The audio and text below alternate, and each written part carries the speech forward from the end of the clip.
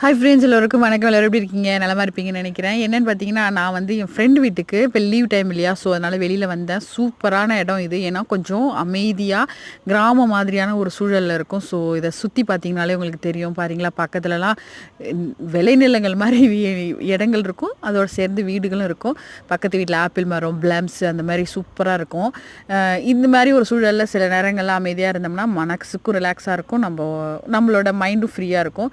So நம்ம friend வீட்டில் பார்த்தீங்கன்னா உருளைக்கிழங்குலாம் போட்டு வச்சுருந்தாங்க பிள்ளைங்க. ஸோ ஏற்கனவே எடுக்கிறேன்னு சொல்லியிருந்தாங்க. சரி, நான் இங்கே வர ஐடியா இருக்கிறதுனால கொஞ்சம் வெயிட் பண்ணுங்கடான்னு சொல்லியிருந்தேன். ஸோ அதோட பிள்ளைங்க வந்து அப்படி போட்டு வச்சுட்டாங்க.